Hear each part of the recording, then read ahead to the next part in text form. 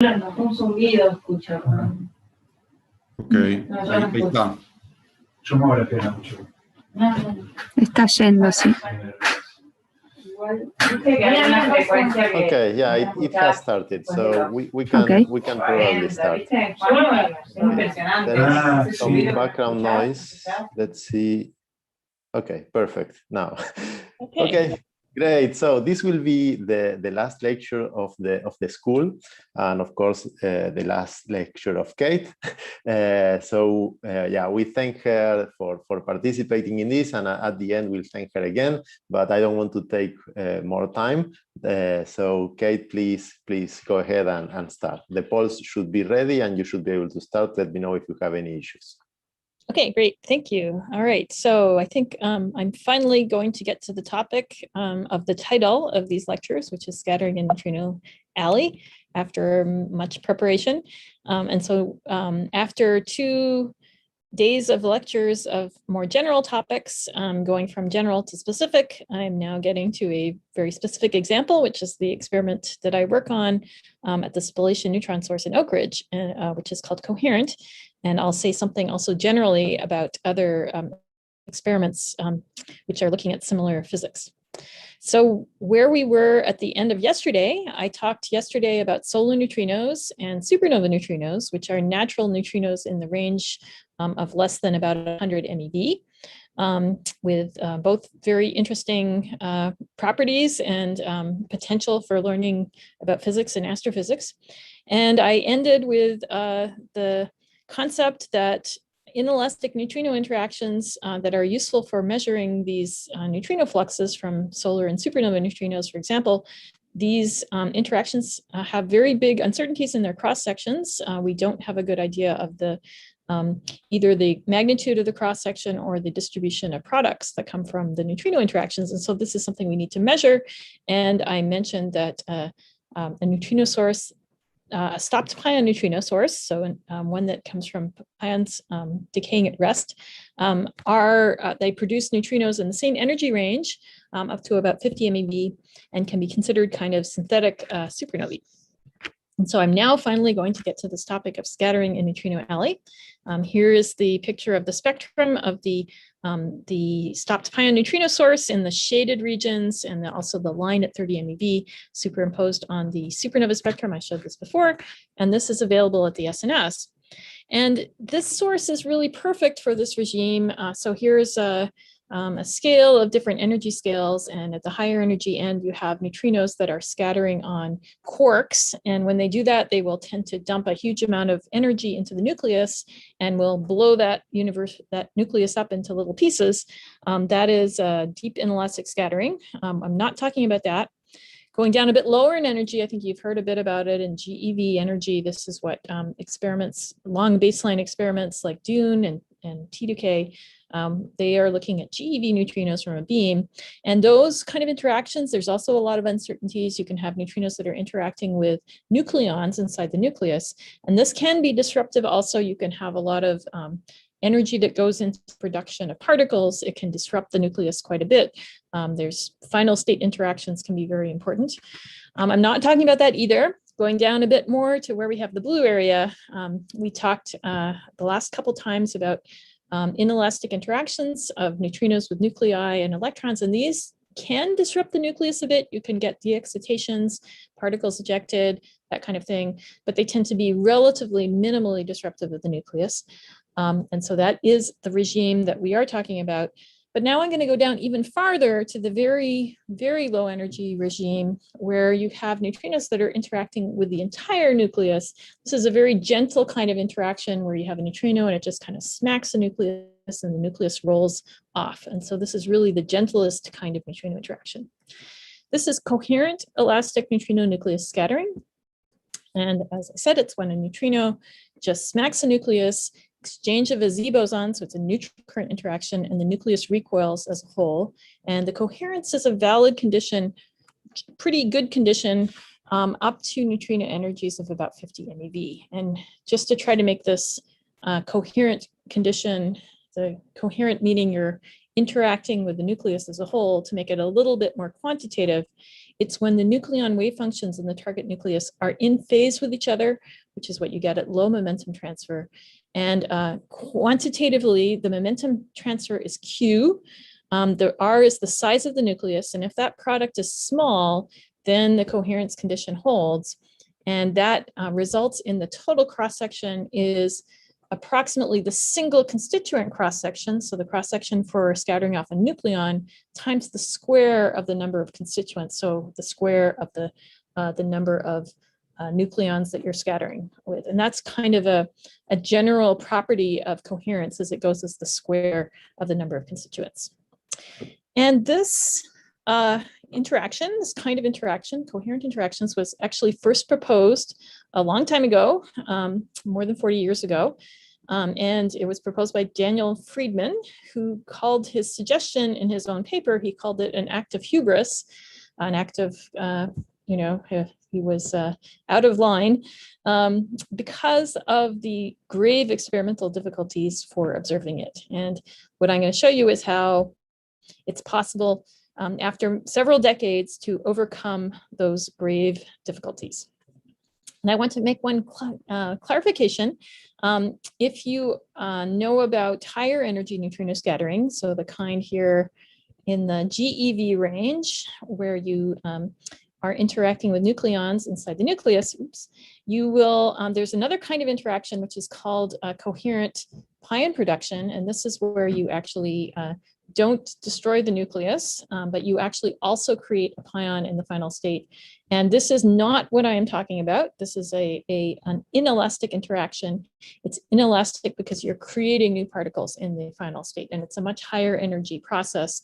So this is not coherent elastic neutrino nucleus scattering. Okay, so next question. So here's a poll. How do you pronounce coherent elastic neutrino nucleus scattering? So I've probably said it in some of the earlier lectures, and you probably heard it. I just want to do this poll. This is what the convention is.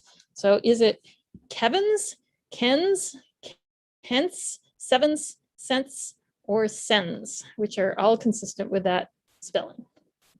I think this is probably a very easy question. I think everybody knows the answer.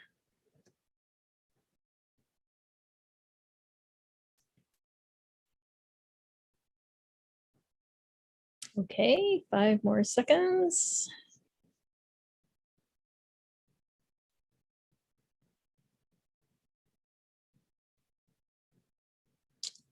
Okay, so that I think is the right answer. It's pronounced sevens, where you're pronouncing the V or the nu. It's a Greek letter nu, which is pronounced like a V.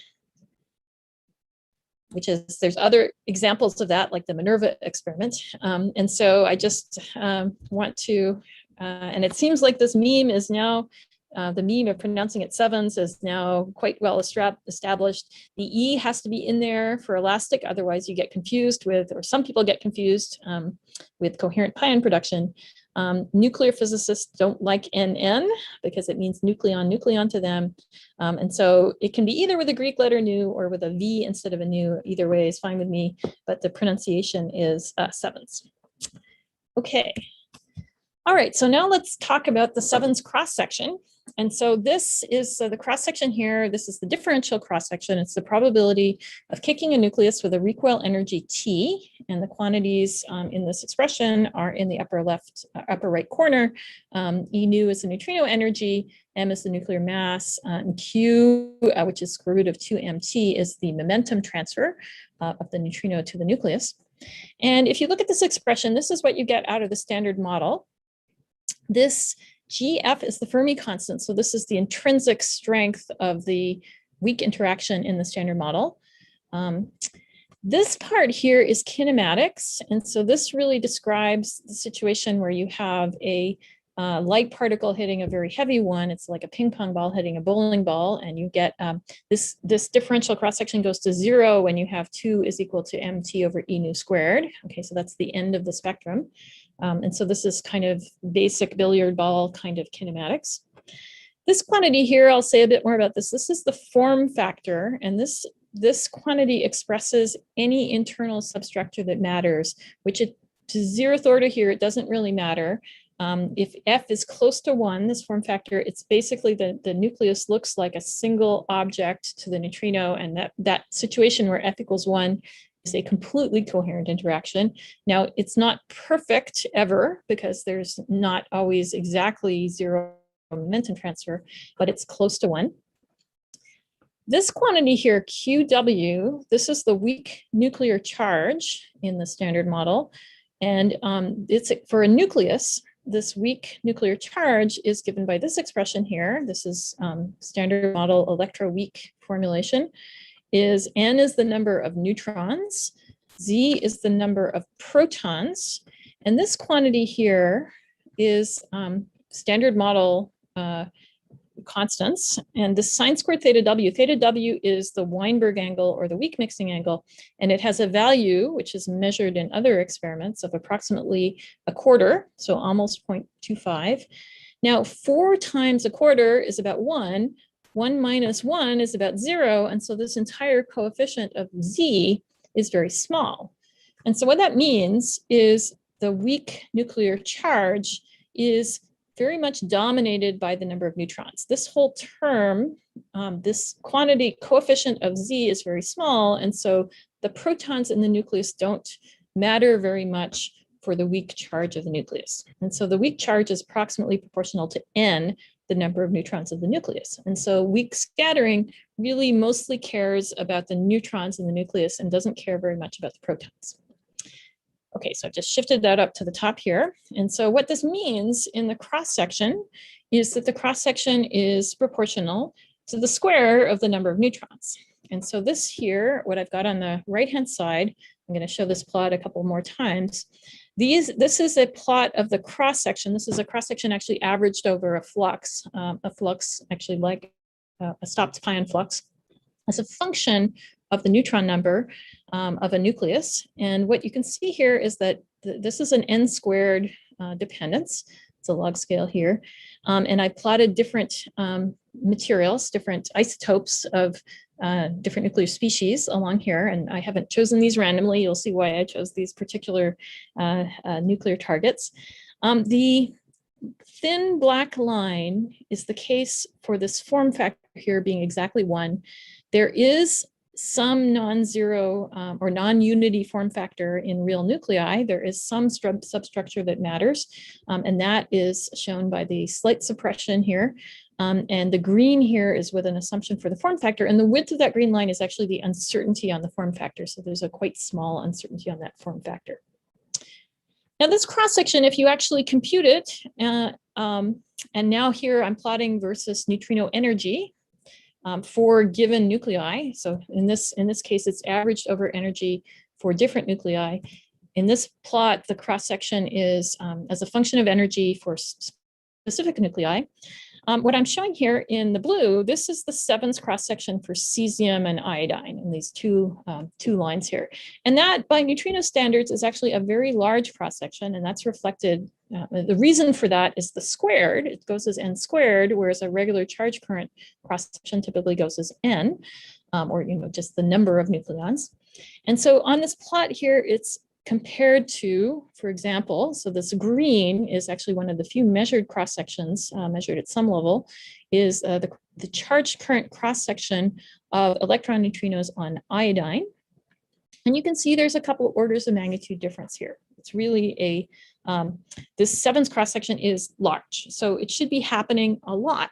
When you shoot neutrinos at nuclei, you should get a lot more 7s events compared to charge current events. This red one is inverse beta decay. We've talked about that before. That's anti-neutrinos, anti-electron neutrinos on protons. That's actually a very important interaction. Actually also relatively large. It's been used for many experiments, but that's also much smaller cross-section per target. And this here is elastic scattering on electrons, and that is much smaller. And actually that is per target atom. So it's counting in cesium iodide. So it's counting up all the electrons in the atom. And it's really much, much smaller. So the cross-section for elastic scattering on electrons is quite tiny compared to 7s. So 7s is this huge cross-section. It's happening all the time. And so you might think, what was Friedman thinking? Why did he think it was so difficult? If it's happening all the time, it's a big cross section. What are the grave difficulties? And the answer is the reason it is so difficult, even though the cross section is large, it's hard to observe because of the kinematics. It's like the bowling ball being hit by a ping pong ball. It's kind of easy to do that, but it's hard to get the bowling ball moving very fast. And so what happens is you get this, by billiard ball kinematics, you get this very tiny recoil. And this is an example. This is for a 30 MeV neutrino that is incident on germanium, which is kind of a medium-sized nucleus. And what you get is the maximum recoil energy where this cross-section goes to 0. This is what the spectrum of recoil energy looks like, is you get this maximum recoil energy of about 25 keV. And keV is very small. The experiments I was talking about yesterday for solar and supernova neutrinos, super K, SNO, all those kind of experiments, Borg-SINO, those will typically have thresholds of at least an MeV or so. And so 25 keV is really tiny. It's a tiny little whisper, and that's very hard to measure experimentally. So that's the problem. It's very hard to gather this little tiny energy and somehow turn it into something that you can observe. And so this is really the only signature. You don't have anything else other than a nucleus is kicked and it has a little energy. The neutrino disappears, it scatters off somewhere else. It'll never interact again. You never see it again. All you get, the only trace is this little bit of energy that the recoil, from recoil that the nucleus gets. And so that is what you have to figure out how to measure. And what we have benefited from in this field is actually quite a few decades of development of detectors that are designed, in fact, exactly to look for these little tiny recoils. And the motivation for development of these detectors has actually been to look for dark matter, because WIMPs, which are weakly interacting massive particles, also have a signature which is just a little bump, just a little tiny recoil. And that signature actually looks exactly like a neutrino recoil as well. And we'll come back to that question in a bit. Okay, so now you might ask, what's sevens good for? Why do we care? Why do we want to measure it? In fact, there's many reasons. And it can be a signal. It can be a signature of new physics. In fact, it's because the standard model predicts it so precisely that any deviation from the standard model could be something new.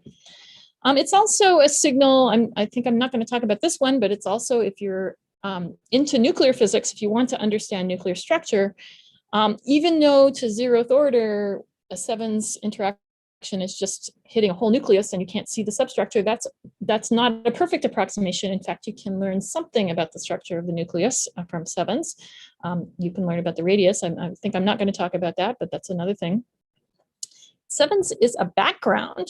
In fact, for dark matter, I just mentioned dark matter detector development. In fact, natural neutrinos can fake dark matter recoils. And so we should understand sevens in order to understand the background for dark matter searches. Something that is close to my heart is sevens as a supernova signal. And I'll talk a little bit about that. We talked also a little bit about that yesterday. And sevens is also, in principle, because of its high cross-section, it can be used, for example, for reactor monitoring. And I think you heard quite a bit about reactors from Guillermo's lectures. Okay, so let me zoom in a bit more on the cross-section. As I mentioned, it's a very clean prediction of the standard model. This is a different way of writing it, where I have now written it out in more detail in terms of the standard model couplings. So you can have a vector and an axial vector coupling. These are both existing in the standard model. So this is the same expression I wrote before, but in less of an approximation and specifying the couplings. This one here, this vector coupling, there's separate standard model coefficients for the contributions from protons and neutrons. It's actually this neutrons that dominates. And this vector coupling also dominates. The axial vector coupling, you're coupling to the spin of a nucleus. And because the spin of a nucleus is smaller than the number of nucleons, the number of unpaired spins is smaller than the number of nucleons, this axial vector coupling tends to be quite small for most nuclei. And in fact, if a nucleus has no spin, this is not present at all. And so really it's the vector coupling that we're talking about. And that is that's well understood in the standard model. That it's cleanly predicted in the standard model and doesn't have nuclear uncertainties is an approximately true statement. There are some nuclear effects, effects from the substructure, the size of the nucleus and the substructure. This form factor, it's actually the Fourier transform of the space distribution of the nucleons. It's basically communicates the structure of the nucleus to the neutrino. And this does have an effect on the scattering. But it is actually pretty well understood from nuclear physics that we do know. There is some uncertainty, it's of the order of a few percent. And this is just an example of the effect of the form factor. This is the form factor as a function of Q, which goes into the cross-section in this term here. And at large momentum transfer, you have a bigger effect, which makes sense. For bigger nuclei, you also have a bigger effect. And so here you can see this is the smallest nucleus. Xenon is the largest nucleus. You can see there's more suppression for a big fat nucleus compared to a little nucleus. And so that's also well understood. And there's a little bit of uncertainty, but not so much. And of course, what that means is if you can make very precise measurements, you can actually, if you can make measurements more precise than the uncertainty, then you can actually learn about the nuclear physics. But that's not our first emphasis. I see a chat. Let's see. Question, are there any undesired experimental settings that could make GA contribution not so close to zero? Oh, yes. Sometimes it's desired, well, whether it's desired or undesired, it depends on your point of view. But yes, some nuclei do have spins, and that does, in fact, affect the scattering. And in fact, at the high Q, the high recoil energy tail of the spectrum, you will have a bigger effect from the axial contribution. These are still, even for really high spin nuclei, it's still only kind of percent level contributions. But that is, in fact, that is something that when we start to make measurements at the percent level, we are actually it's actually a very interesting thing to probe, to actually see the effect of the axial contribution. So I would think of it more as an opportunity than an undesired experimental setting. But yes, I think a long-term goal would be to have sufficient precision to disentangle the axial effects on the recoil spectrum. So yeah, that's a good question. Okay, and so now on the theme of how can we find new physics? And so the general idea is, as I said, is really we don't have very much, at least not in the current regime, we don't have very much standard model uncertainty or nuclear physics uncertainty. I should say nuclear physics uncertainty. And so the idea for looking for new physics is to look for something that is not consistent with the very crisp standard model explanation or expectation. And so there are ways, there are multiple ways, and theorists can expand on these in many directions. But this is a particular way of what I've written down here is a Lagrangian. This is a fairly common formulation for expressing new interactions, expressing in a fairly generic way, new interactions beyond the standard model that are specific to neutrinos and quarks. And these epsilons here, so it's basically adding an extra term to the Lagrangian. These epsilons are a measure of the size of this new generic interaction. If these epsilons are unity, that would mean a new interaction of about the same scale as the standard model weak interaction. And in fact, there's not all that great existing constraints on these kind of new interactions. And the effect that those would have on a sevens measurement is that you would get an excess or a deficit. If you have a heavy mediator, that will give you just a scaling, just an extra cross-section or a suppressed cross-section, and that's actually expressed in this plot here. This y-axis is a new interaction of new E quarks, new E with U quarks. This would be an interaction of new E with D quarks, which is allowed at some level. And the effect on the sevens rate is given by the color. And so if you have parameters, new parameters that happen to be along these kind of pale lines here, where it says match SM rate, you would accidentally get the standard model rate. So these parameters can be positive or negative. It could be that they just add up in such a way that you happen to get the standard model rate, which would be diabolical, but okay, that could happen. Or if they're somewhere in this region, you would get actually a lower sevens rate than you would expect.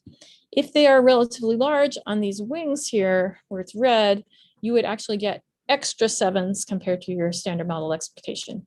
And so if you measure the standard model, you can constrain these parameters to along these pale lines. This is an example for cesium iodide for the SNS spectrum. And so this is a way you can quantify the consistency with the standard model, or and tell how much of new physics is possibly allowed. Okay, so that was an example. There's actually a lot more along those lines. I could give an entire talk on that, but the general idea is that anything different from the standard model could point to some kind of new physics. Okay, next, sevens as a background for signatures of new physics, and I alluded to this before. And if you're a dark matter experimentalist or theorist, I guess, this is your favorite plot. This is a plot that you put on your t-shirt. This is the parameter space of weakly interacting massive particle properties. And this axis here is the cross-section of that WIMP matter interaction in whatever your new theory that makes up WIMPs is. This is the mass of the WIMP. And what experiments do that are looking for dark matter, usually they're sitting in some deep underground cavity and looking for little bumps. If they see nothing, they're usually able to exclude some region in this parameter space, usually above some line here.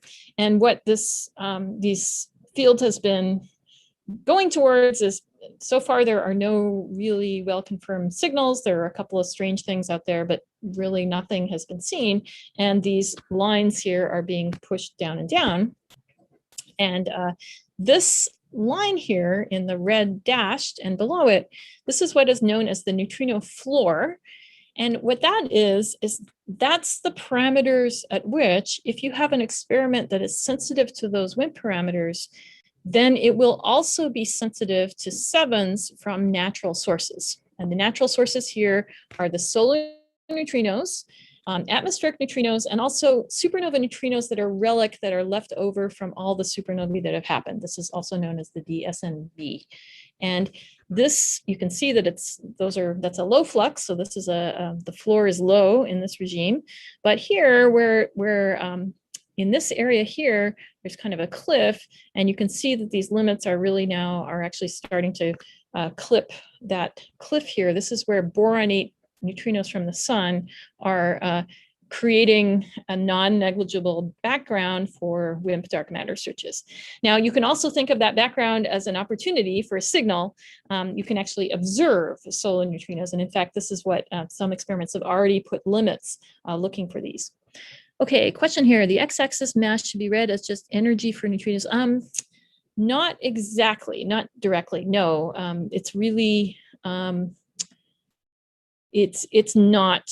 It's really when the WIMP has that mass, because it's different kinematics for the neutrinos and the WIMPs. So let's say I'm at 10 GeV here for a WIMP. That's and this cross section. For that WIMP mass, you will get a recoil spectrum that looks like the solar recoil spectrum. So it's not directly comparable. It's just the parameters at which you happen to get a similar looking spectrum. Okay. And there's one other thing, and this is kind of a side topic, but it's actually very exciting, and it's something we're working on quite energetically right now, is that in fact there's also possibilities for direct detection of dark matter that is produced by an accelerator.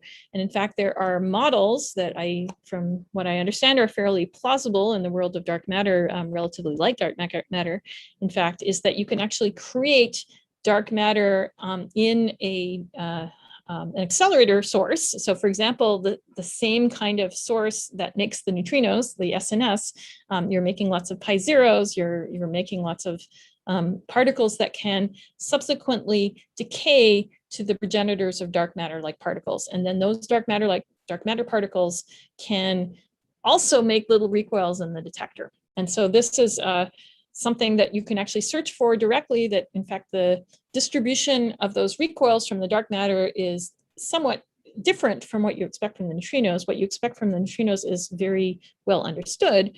The dark matter particles in a model like this will give you a spectrum that's a bit harder and a shorter time scale. And so you can actually search specifically for this kind of signal. And so for this, the sevens is the background also. And so this is actually an exciting area. I won't say too much more about it, but we have a lot of work ongoing looking for dark matter instead of neutrinos, where the neutrinos are what we want to understand them so we can get rid of them for this kind of search. Okay, now let me say a little bit about the signal for astrophysics. We talked about supernovae. I'll go through this quickly because we talked about this quite a bit yesterday. When you have a supernova, you get all flavors of neutrinos, and that energy can escape by neutrinos. And it's a prompt timescale, about 10 seconds.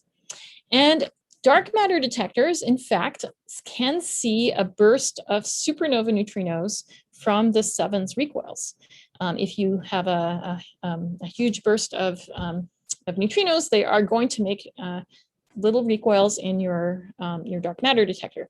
And so here's a plot here, and what I've plotted here, it's actually it's a spectrum. It's the rate over recoil energy spectrum, recoil energy threshold. So if my detector threshold is 20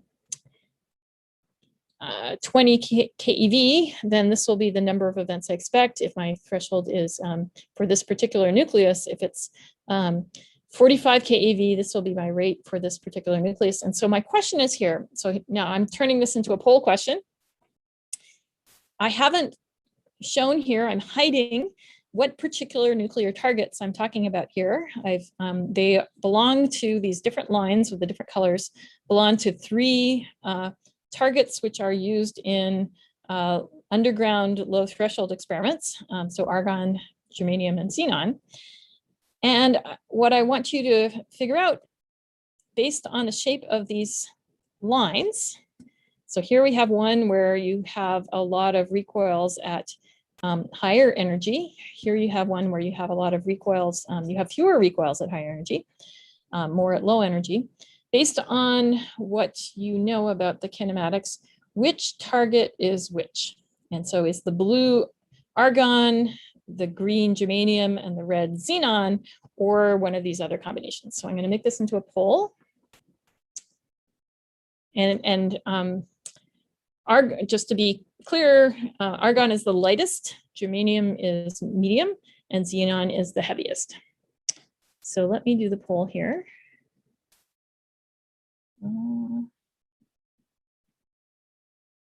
Okay, here is the poll. Okay, so what do you think? Which line corresponds to which target?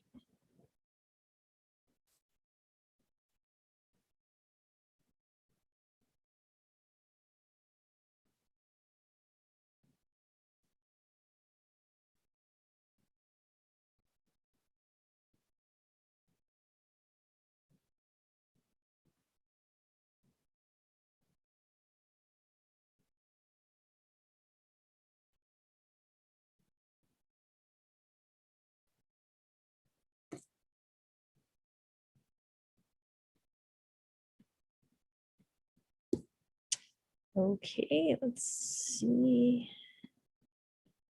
I think most of the votes are in. Okay. All right. So in fact, we'll go to the next slide. This is it. The red is argon. that is the lightest target. And so you get more of them kicked to high energy, to high recoil energy. And xenon is the heaviest target. And so you get more of them kicked to, fewer of them at high energy. You actually get more of them overall. And so this is in fact what you expect for a supernova. Let me move this one. And it is sensitive to all the flavor components. Oh, oops. And so,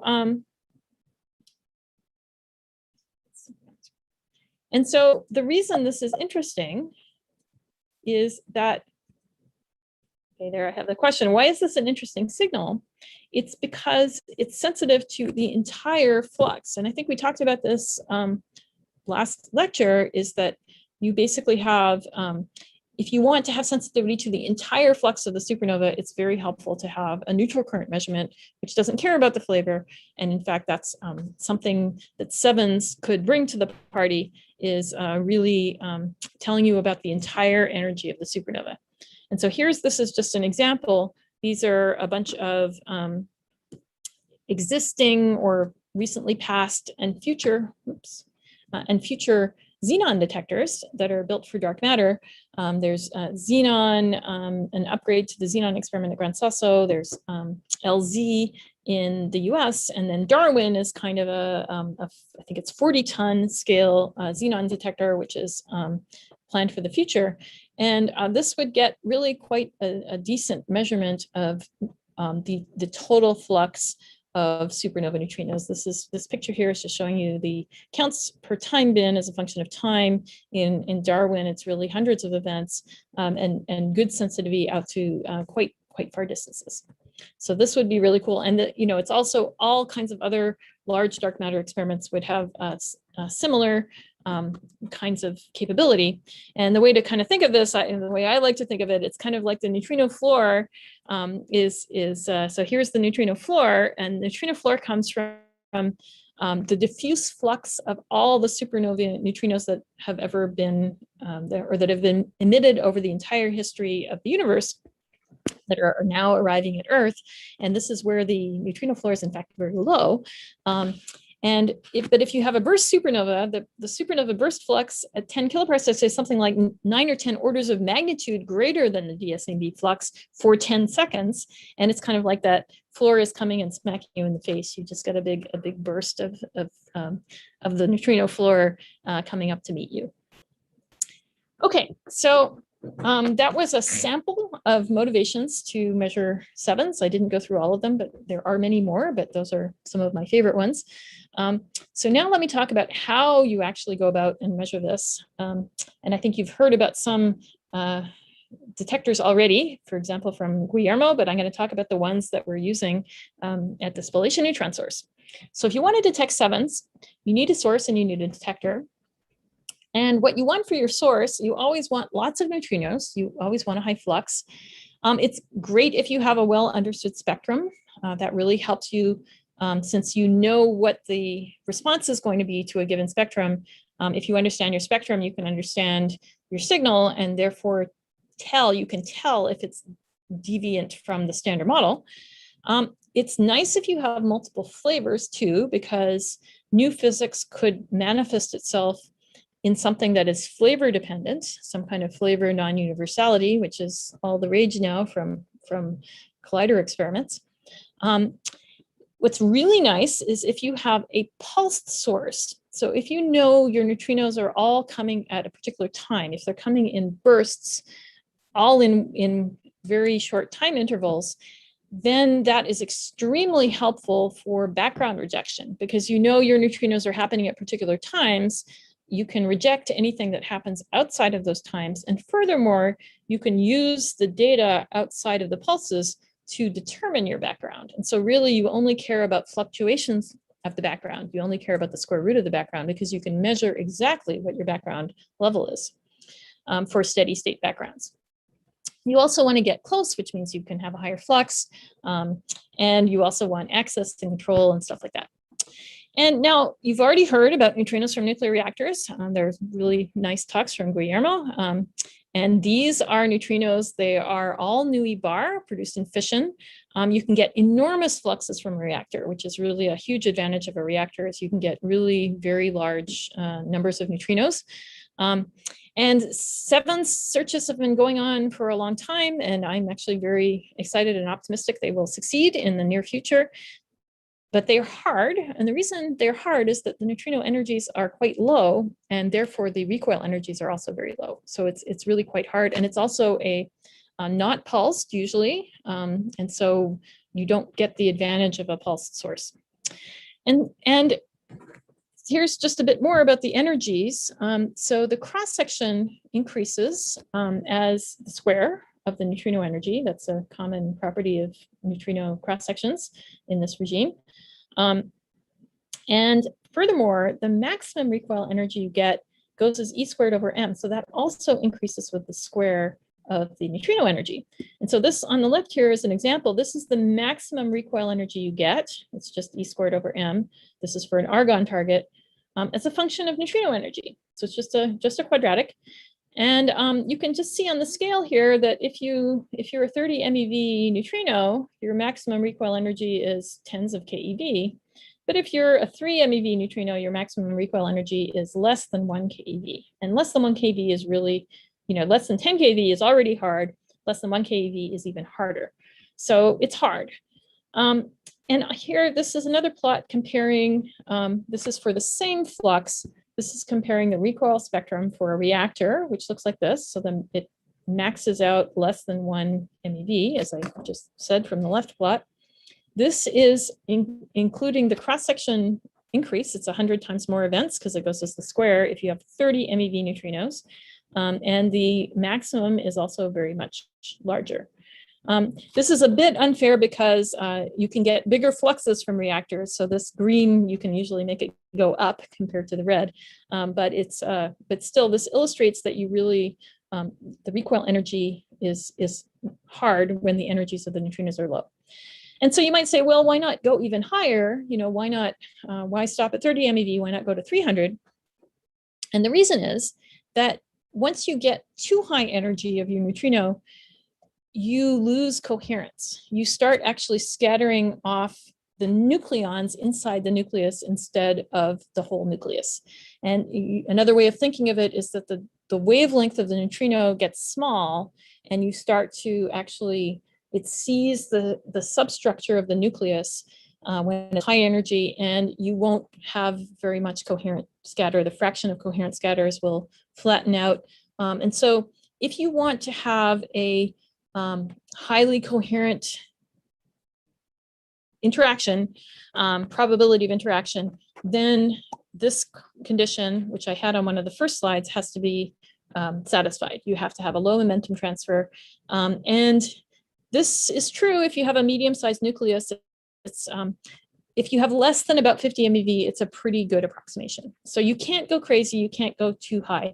And so what that means is actually, if you have 30 MeV neutrinos, it's kind of a sweet spot. It's really very coherent, not 100%, but it's good coherence, and pretty good event rate and good recoil energies. But so it's really very, very favorable area. And so this is the spectrum we're playing with. I showed you this at the end of the last lecture. These are neutrinos from pion decay at rest. They are typically around 30 MeV. In fact, the neutrino that comes from pion decay at rest is almost exactly 30 MeV. It's monochromatic to a very good approximation. And then you have these other decay of muon neutrinos, and these are well understood, and they go up to about 50 MeV. And so this is really almost a perfect ideal kind of source if you want to measure sevens. Now, what you want is lots of neutrinos, of course. You always want very high flux, and you want the source to be pulsed. And so this is now kind of a figure of merit plot. There have actually been a whole bunch of different pion decay at rest sources which have actually been used in the past for neutrino physics. And what you want is you want high power and the power of the protons that are making neutrinos. So you make these neutrinos by smashing protons into a target. And the more protons you have, the more neutrinos you have to a good approximation. And so you want high power. So you want to be out on this right-hand side. And then you also want to be very pulsed. You want to get all your protons happening in a very short interval because that improves your background rejection. And this is a measure, this is the background rejection factor. It's the reciprocal of the duty cycle. Duty cycle is the fraction of time the beam is on. And so you want this to be large. And these are sources that exist or will soon exist. And the SNS is really in a very good position. It's got a very high power and a very good background rejection factor. And so let me say a little bit more about that. We're actually now going to get to Neutrino Alley very soon. So this is a facility at Oak Ridge in Tennessee in the US, and it's a $1 billion facility that was actually built not for neutrinos at all, but to make neutrons for all kinds of science, for material science, for biology, for engineering, for all kinds of things that have nothing to do with neutrinos. But it turns out it makes a fantastic source of neutrinos just for free, just as a byproduct. The beam energy is about a GeV. The total power is actually now regularly 1.4 megawatts. In fact, the beam just turned on this week again, and it's very good power. The pulses are about 400 nanoseconds. That's very tight. That's very good. And they happen at 60 hertz. And it's this really huge liquid mercury target. It's actually kind of a terrifying thing. It's like a meter scale liquid mercury thing. And it's so large and dense that pretty much every pion that is produced immediately stops and decays at rest. And so it's a fantastic source. And that was all really kind of good luck. It wasn't built for this at all. So this is the time structure. So this happens at 60 hertz. This is what the emission of neutrino looks like in time. So this is nanoseconds. And so the prompt muon neutrinos, these are the 30 MeV ones. These are in time of the proton pulse because the pion decay timescale is very short compared to the proton pulse time. And so these are basically a very sharp pulse of muon neutrinos. Then the decay neutrinos for the anti-mu and the nu-e's happen on a timescale of 2.2 microseconds, the well-known muon decay timescale. And this structure happens at 60 hertz. And if you work out the fraction of time that you get neutrinos compared to the total time, it's a few times 10 to the minus 4. So it's really a very, very good background suppression, which is also really great luck. Another feature, this is the same spectrum. So this is what I showed you here on the upper right. This is the pure weak physics spectrum on a linear scale. This is on a log scale. So this part on the left is that same clean spectrum just shown on a log scale. There's a little bit of other stuff that comes out that is not pure decay at rest. You can have some pions that decay in flight. You can have some kaons. There's a few, actually very small number of kaons. There's some other stuff there. This is from muon capture. But if you look at this sort of messy stuff and compare it to this is a log scale. This stuff is down by several orders of magnitude. It's a very, very clean source. It's less than 1% that isn't decay at rest. So it's really, really a very, very good source. And it's a high flux too. Okay, so that was the source. I hope I've convinced you that it's a fabulous neutrino source. Now, how about the detection? Now, we already talked about this, how you can see very low energy recoils. And these are standard kind of techniques for WIMP detection as well. In fact, I stole this plot, this picture from a talk about dark matter. And it's really very similar kind of stuff you could use for sevens. So you can look for photons, you can look for ionization, you can look for heat or phonons. So there's multiple strategies, and you can often use more than one to select recoils. And we actually do use several of them. Actually, I think we only have one per detector right now. So here's the coherent collaboration. So we're about 90 people from 4 countries and about 20 institutions, funded by many sources. And we actually have 4 different strategies, 4 experiments, 4 detector types for looking at sevens. And the first one that we deployed, and that is actually now finished, is a cesium iodide crystal, so sodium doped cesium iodide, which is a scintillator. And so there, the way we can couple the energy to something digitizable is via light, via photons. So here, these are columns. This is the mass of the detector. This is 14.5, distance about 20 meters, and the recoil threshold about 6 keV of recoil. We also have deployed a liquid argon detector, and I'll show you the results from that too. We have substance results from that. That's also, we use it as a scintillator. It's a noble liquid scintillation picked up by photomultiplier tubes. What we're deploying now are these two, another scintillating crystal made of sodium iodide, and then germanium, which is not, we're not using that as a scintillator. That is a ionization kind of device. This is a common device used actually in things like neutrinoless double beta decay searches. And so this, they're all deployed within about 25 meters. And so let me show you a little bit where we're deployed. Now this is Neutrino Alley.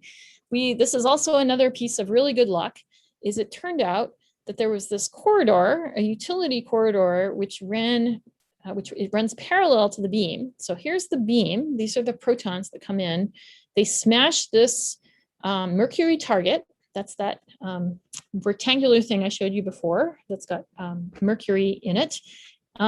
From here, there are actually a lot of beam lines. It makes neutrons for neutron experiments, which we don't care about, of course, but there's a whole community of people that use neutrons for scattering experiments for many different things. And that happens on a level above us.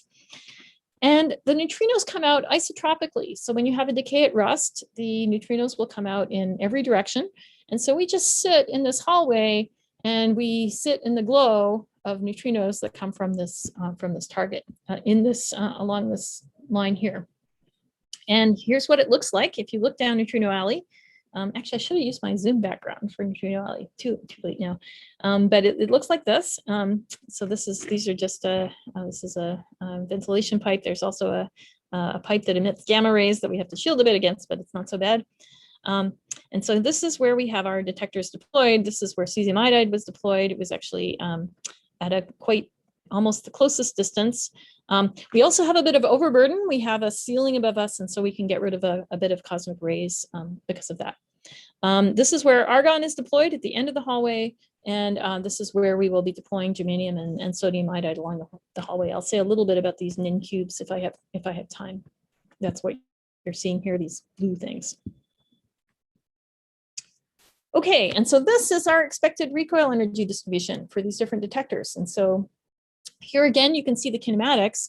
And these are scaled by mass and distance from the target. So there's different distances ranging from 19 to about 30 meters, almost 30 meters. These are the recoil energies. So this red here is the cesium iodide. This is the heaviest target. And so we get the smallest recoil energies. If you have a target like sodium, which is much lighter, then you have a much higher recoil energy. And that's why you can see the spectrum, which is extending out past 100 keV. And then a medium-sized one, that's germanium right there. Actually, we have 16 kilograms, not 10 kilograms. This picture is maybe a bit out of date. But it's really, you can see the kinematics here as well. The lighter the nucleus, the less you get per mass, but you get them kicked to higher energy, which actually could be to your advantage. Okay, so here's now a simple calculation problem. So let's say you expect 100 counts of sevens vents. Actually, this is generic. It doesn't have to be sevens. It can be any kind of interaction. In 10 kilograms of argon, and you're 20 meters away from the target in some period of time. So how many do you expect in 100 kilograms at 40 meters? So let's say you need a bigger detector. You have to go away twice as far away, but you have 10 times as much mass. And so here's a question. Which of these do you have? How many counts would you expect per year or per time interval? Would it be 2.5, 25, 100, 250, or 2,500? So let me do the poll here. And this is a question you can answer just by basic scaling.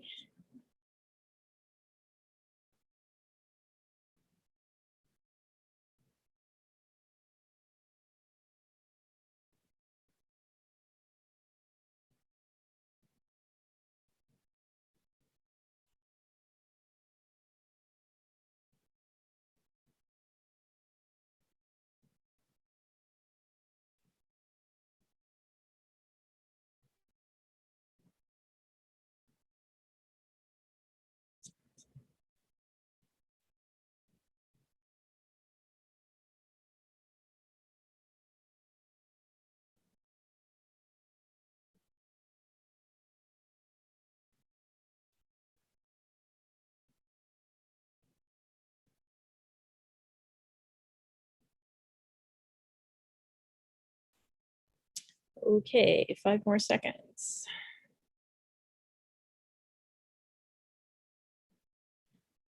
Okay, all right. I think the most popular answer is the right one. If you have 10 times the mass, you have 10 times the events in the same amount of time. So that would make it 1,000 if it were at the same distance. But if you're twice as far away, then the rate goes down as the square. And so you would get a quarter of the counts. And so the best answer here is about 250 counts. So that's just that's a kind of handy scaling that is we very often do that in real life to get a sense of how many events you're going to get. Okay, backgrounds. Backgrounds are always a problem in real life. You get backgrounds from cosmic rays, from radioactivity, from detector. Every detector has its own insanity. There's different kinds of noise, dark rate, all kinds of stuff.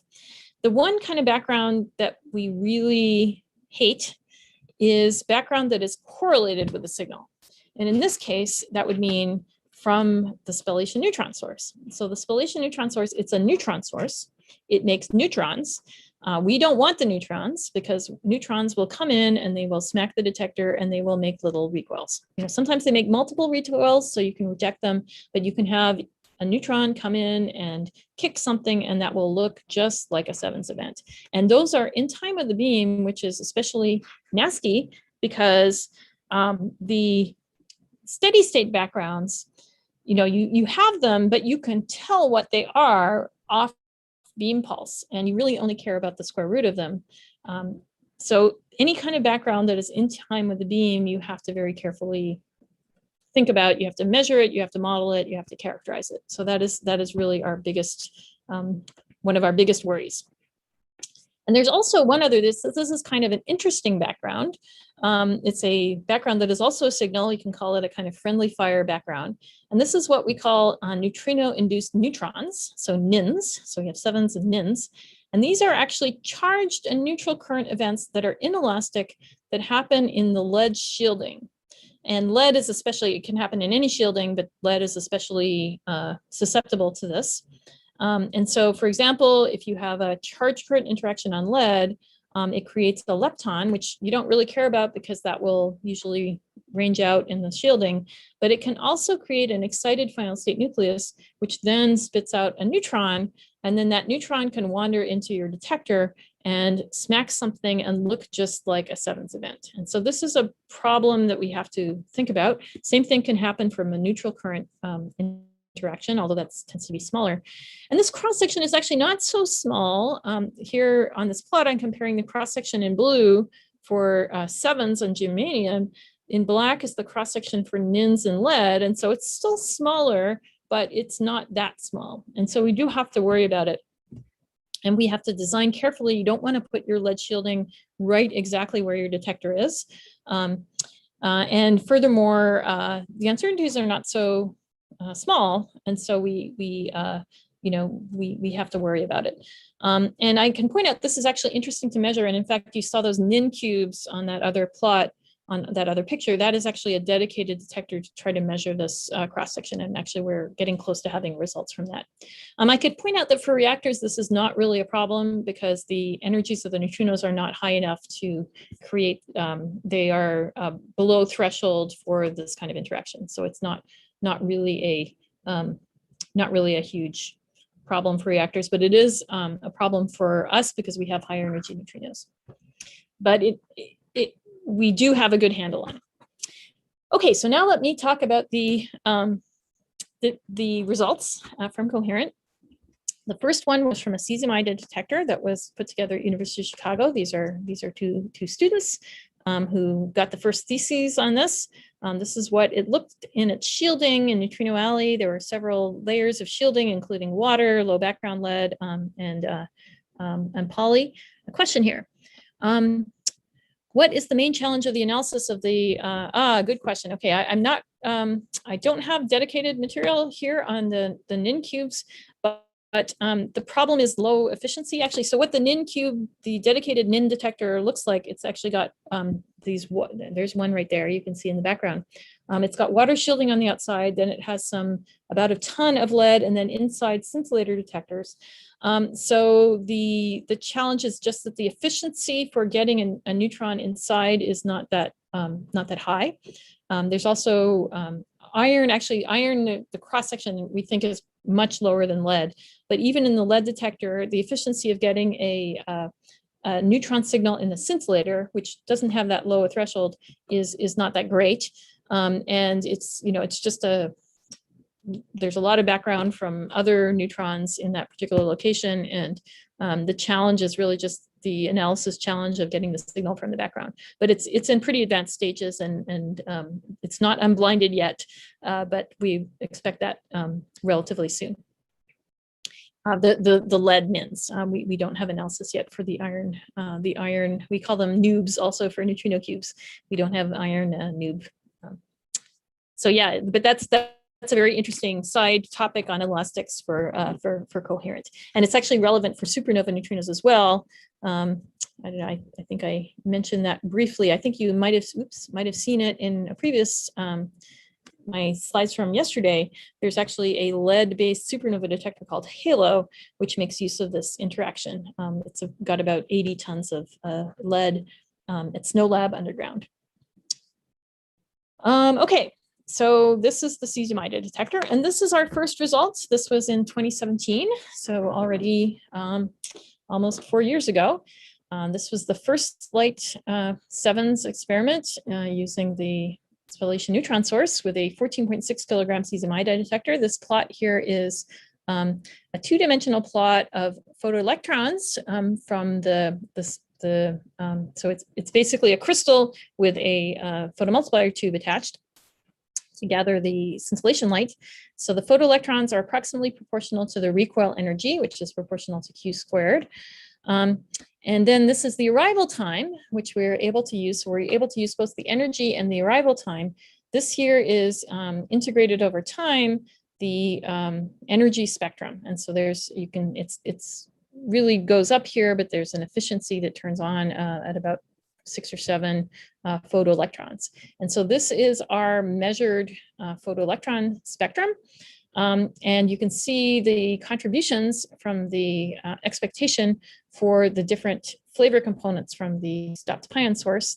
So nu mu in light and darker is nu mu bar, and the darker yet is nu e. You can barely see it on here, but there's a contribution in orange from prompt neutrons, and in that particular location where cesiumide was, we actually expect a very small contribution from the beam-related neutrons. And that is not the same at all the points in the hallway, but at that middle point, it's a very, very low neutron background. And this is a measure of the recoil spectrum, which actually is a very good handle for constraining new physics. Okay, so that was the first light measurement. And let's see. Here's the number of counts. This is just the best fit number of counts, was about 134. This was the expectation. It's a little bit low, but still within 1 sigma.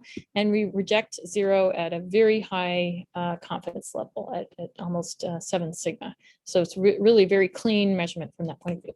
Okay, now systematic uncertainties in real life matter a lot. And so here is a question for you.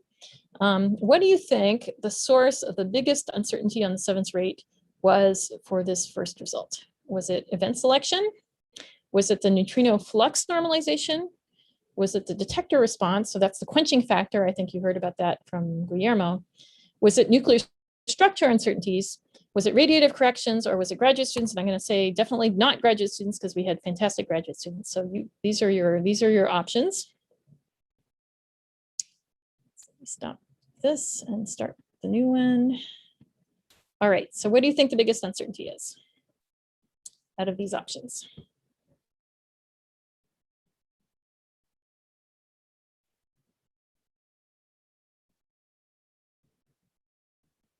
In detector response, I mean quenching factor mostly, just to clarify.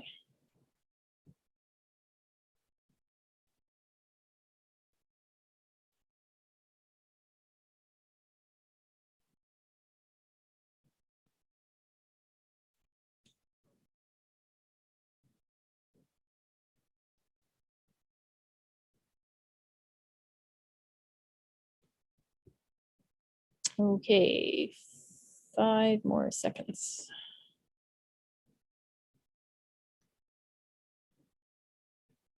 Okay, all right. Okay, interesting. All right, that's quite a broad distribution. And so the actual answer, so here are our systematic uncertainties. So the top here are just the summary of the counts and the backgrounds. The backgrounds are really quite small. Here, this is the systematic errors. And so event selection was pretty small, about 5%. Flux about 10%. Quenching factor was actually the dominant uncertainty. It was the uncertainty on the detector response, basically how much light. So quenching factor is as a fraction of the light from electron recoils, and or what is the fraction of light you get from a nuclear recoil compared to an electronic recoil, and that was in fact the biggest uncertainty for that result. Form factor very small, and total uncertainty was about 30%. So that is, and I'm going to show you our new result in a little bit. Okay, and so this result, even though it was only a 30% result, was actually enough to make constraints of beyond the standard model physics. And so here's a similar kind of plot that I showed you before. This is a coupling of a new non-standard coupling of neutrinos to up quarks. This is a new non-standard coupling of electron neutrinos to down quarks. This gray is what was previously constrained by other neutrino experiments. And what we were able to do is constrain within this blue line, which means that any parameters for new interactions of neutrinos and quarks of this kind are disfavored. This is this particular analysis assumed all the other epsilons were 0. In fact, there's more sophisticated analyses in the literature by theorists, but this gives a kind of a sense for how this new result was able to constrain. Even a 30% result was able to bring new information about possible new couplings of neutrinos. Okay, so that's one measurement down. And so what we want to do is actually map out this entire dependence, since we expect from the standard model a very clean dependence on n squared. Anything deviant from n squared could be something interesting. And so the next step, the next result was actually using liquid argon. And this was actually in the corner, in a different place in the hallway, actually a place where there's more neutrons, which is not good, but it was still able to make a good measurement. This was a detector of about 24 kilograms, so about a bucket of argon viewed by 2 photomultiplier tubes, so using scintillation, and with wavelength shifter. And a cryocooler. And so this is what it looked like, kind of glows there. There's a PMT. You see it in there. So this is the active volume right in there in the center. And we used a property of scintillation of argon to select the recoils from electronic kind of energy loss. And that's called pulse shape discrimination. There are, in fact, differences between the shape of the scintillation pulse. So basically how the photons arrive as a function of time from the scintillation is different for a nuclear recoil compared to an electronic recoil. And we get a higher fraction in the first 90 nanoseconds. So it's a sharper, faster pulse for a neutron recoil compared to electronic recoil. And so we were able to use that pulse shape to select, statistically select recoils that look like sevens. So in the alcove here, so this is where, so here's Neutrino Alley again. This is where the cesium iodide was. This is where the liquid argon is. It still is. Cesium iodide is actually gone now. And in this corner, there's actually neutrons that can get. In fact, we found they come through trenches, most likely, managed to punch through and get to our detector. So more of them, more neutrinos exist here. More neutrons exist here, actually fewer neutrinos. This region here is very well shielded, but not so much in various holes. And so what this meant was that it required a analysis making use of many pieces of information to statistically fit the excess of sevens. And so this is the result. And so without going into any details, just to get the idea, this is the time distribution that we saw. This is the pulse shape parameter. So this tells you how neutron-like or not neutron-like a recoil is. And this is the energy spectrum. And the bars here with the green represent the best fit. And I think you can see the sevens effect most clearly in this plot. You can actually see there is a very clear recoil spectral excess compared to the expectation from the fit from the B, or the best fit for the beam related BRN is beam related neutrons, and the steady state background is subtracted here.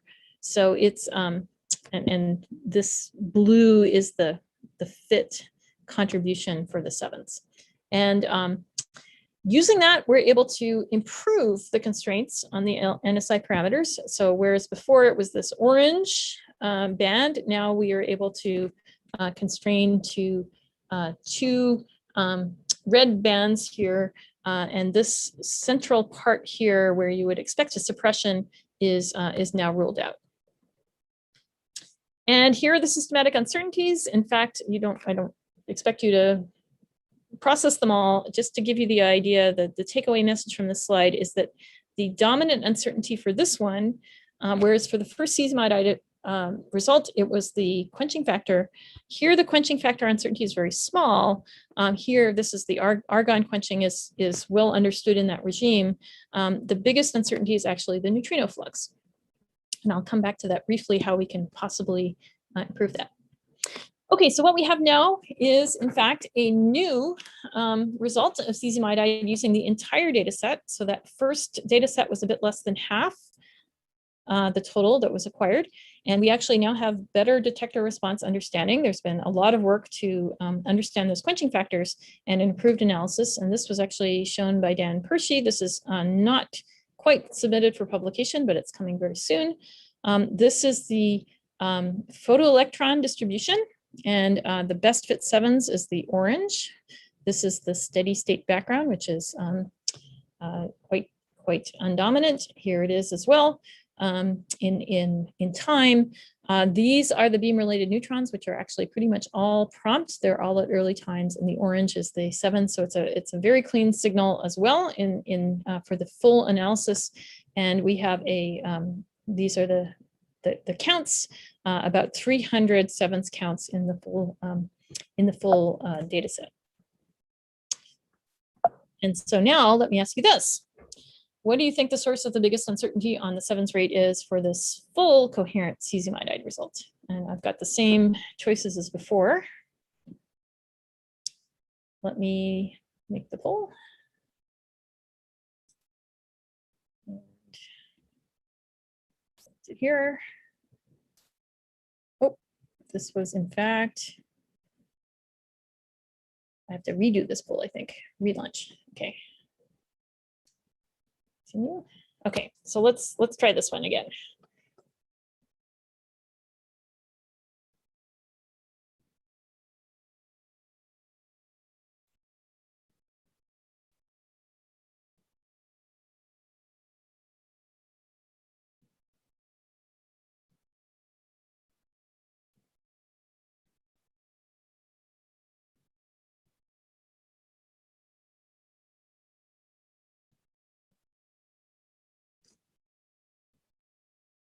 Okay.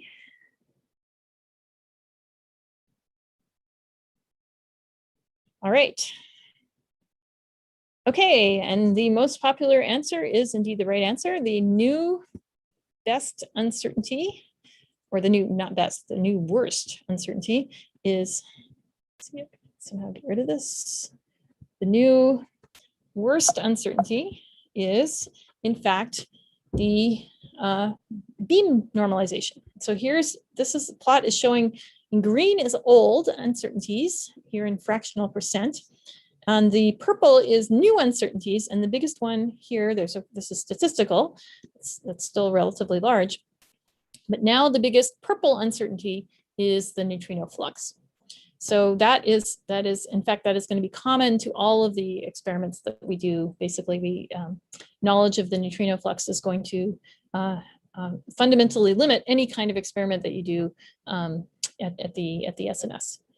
And so here's our plot now. We have two measurements on this n² plot. And so we have this new one in argon, and we have now a squeezed down error bar. Both of them are consistent with the standard model. The argon one is a tiny bit high, but still within 1 sigma.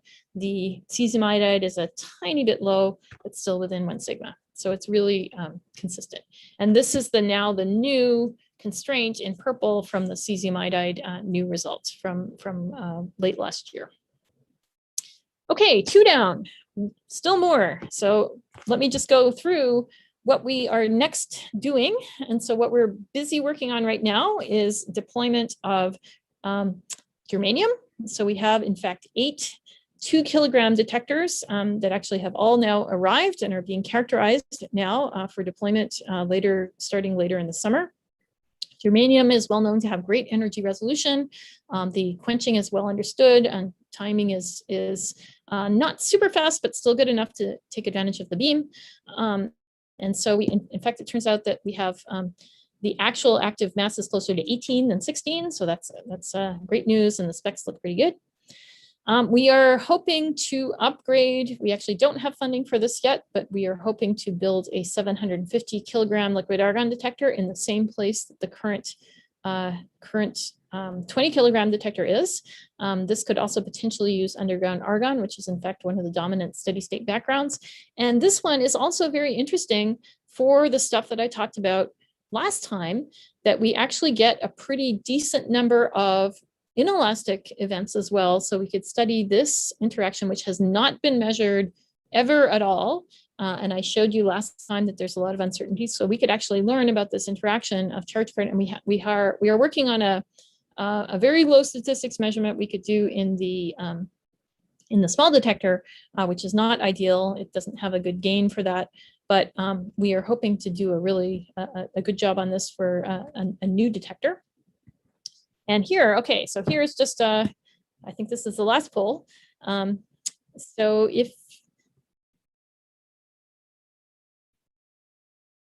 okay, so just to give you a sense of scale. So suppose you expect 7,000 sevens interactions per year in 1 ton of argon, which is actually about what we would expect in Neutrino Alley, where the current detector is and where we hope to put the new one is. How many new ECC events would you expect if you expect 7,000 sevens events?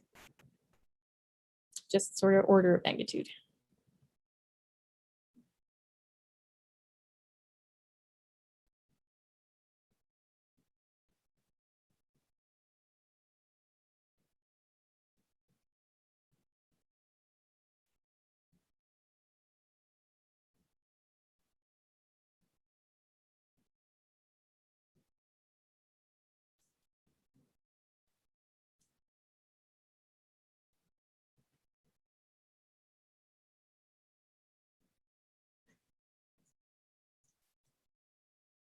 Okay, 5 more seconds.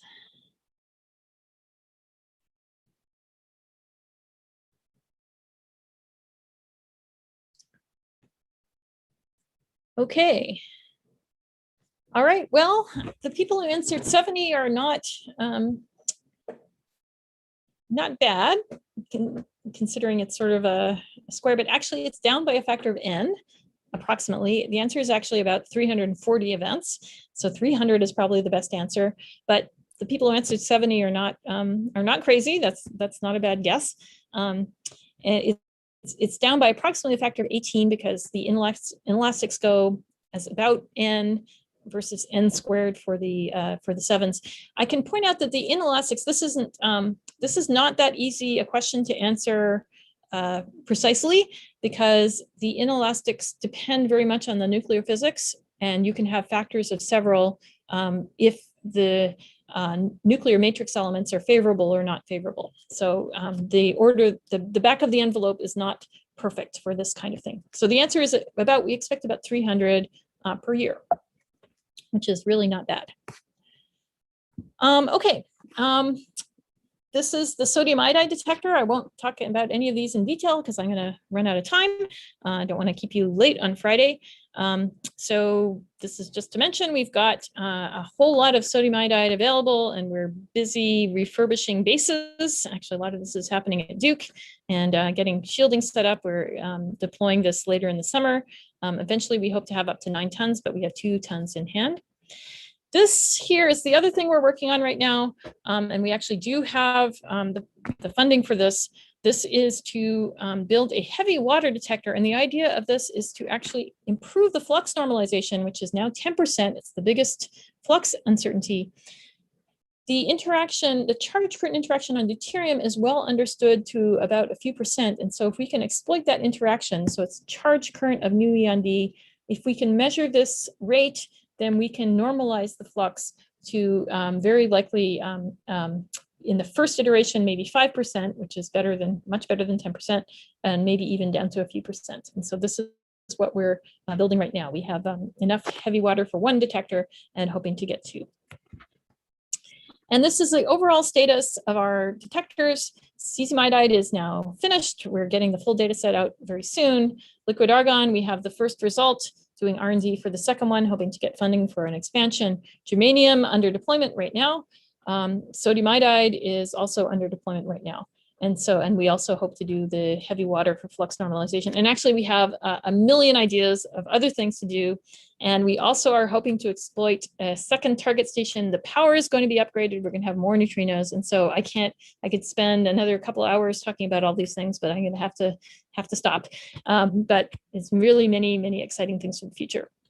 And then just to finish up, I just want to mention that we're not the only game in town. I mean, we do have 2 measurements and hoping for more, and it's going great and it's exciting, but there's actually lots of other exciting stuff out there. There's another experiment called CCM at Los Alamos, which has argon, which is actually looking mostly for sterile neutrinos, I think. And then there's a whole bunch of reactor-based experiments. I think you heard about these from Guillermo, and this is very challenging, but it's the kind of thing that it'll be just fantastic when it finally works. The thresholds required are very low, but that is kind of an opportunity to develop exciting new low threshold technologies. And there's many ideas in this table here of these ideas. You can see there's a whole range of different kinds of technologies. And in fact, there are people coming up with new ideas as well. So this is really going down to the low threshold is a really exciting frontier that is really, really much beyond what Coherent is doing. This is just a summary of the existing results. So this is the flux average cross-section. Here is our 2 coherent points. This is a flux average cross-section for solar neutrinos. There's actually 1 limit in xenon from solar neutrinos. Hasn't been observed quite yet. And then this is the flux average cross-section over the entire flux for reactor neutrinos, and there's 2 limits so far, and I'm really looking forward to when those arrows come down to the line and there's the first measurements. So much exciting stuff to happen in the future. Okay, so here's the takeaway points. This is the last slide.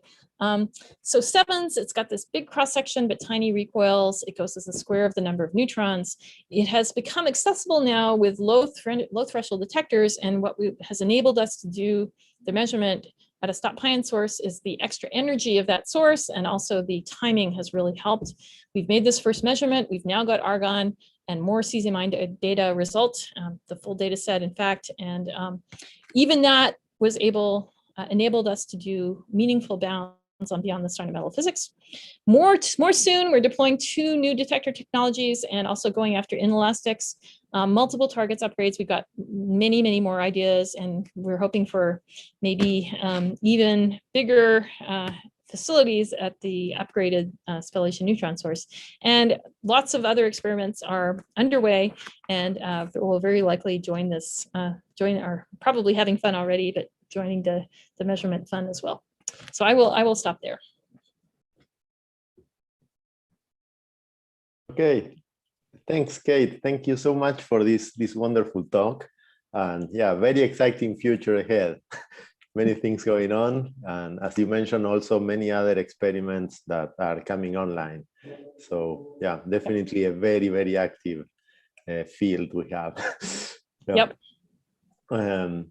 Okay, well, that was the last talk. I don't know if there are any quick questions for Kate. I know that there have been plenty during her talk, but if there are, okay, there is one, I think. Yeah, one question about neutrino oscillations. We basically have no effect from oscillation unless there are sterile oscillations. So from regular 3-flavor oscillations, the baseline and energies are such that we expect negligible flavor change. That may not be true. I didn't really talk about sterile oscillations, but if there are sterile oscillations, we might have some small effect. In fact, we're not really quite configured perfectly to measure it. Our sensitivity in our current configuration with the baseline is not the best for looking for sterile neutrinos, although in fact, it's the kind of thing where if there were some maybe more firm hint from another experiment, we could possibly configure detectors perhaps on a moving baseline where we could do a good measurement of search for sterile neutrinos. The coherent Captain Mills people who are at Los Alamos are actually attempting to do a sterile neutrino using 2 large argon single phase detectors. But for standard 3-flavor oscillations, we have almost nothing. It doesn't affect the flux at all.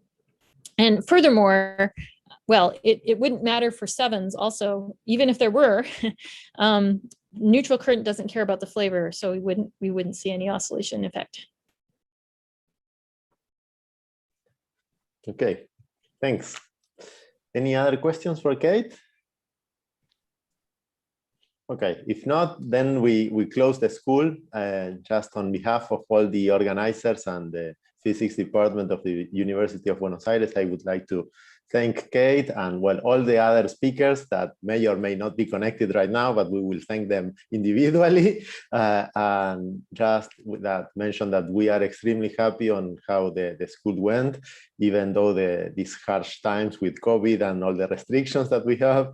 But yeah, we had a very good feedback from the students, and people is really enjoying the talks, and all the talks I think were really fantastic. So thank you a lot on behalf of everybody in the organization. And also I would like to thank all the students for taking 1 week and just participating on this workshop or this school. Okay, yeah, I think that's all. I have a few announcements. Then everybody, I mean, anybody that needs a certificate, please just send an email. We've already circulated the instructions. There will be some questions for the approval of this school that we will circulate next week. But apart from that, all the other announcements will be done through email and the Google group that we have already set up. And also we have the Slack channel, so any questions that you have, we have all these communication channels. Okay. Thank you. I've enjoyed it very much. Kate. Thanks so much for inviting me. Bye, thank you. Bye. Bueno, también para cerrar voy a repetir en español por las dudas.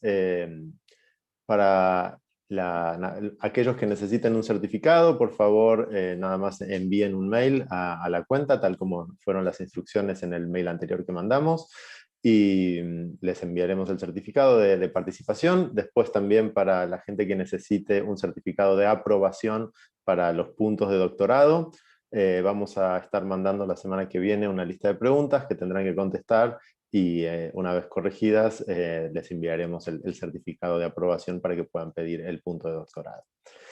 Bueno, muchísimas gracias a todos, y nada, los estaremos viendo, espero que en persona pronto, y si no, seguiremos en el mundo virtual por el tiempo que sea necesario. Hasta luego, y muchísimas gracias a todos. Javier, disculpa, una pregunta. Sí. Vi que hay algunas presentaciones que se subieron al Slack. Quería saber si se iban a Ah. subir todas o Sí, cuál es el vamos a subir todas las presentaciones, y va a haber un link en la página web de la escuela para que puedan directamente desde ahí acceder a todas las presentaciones juntas. Buenísimo, te agradezco y gracias por la organización. Estuvo muy bueno. No. Muchas gracias.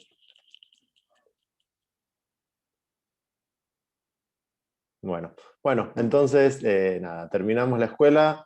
Muy buen fin de semana para todos y estamos en contacto. Hasta luego.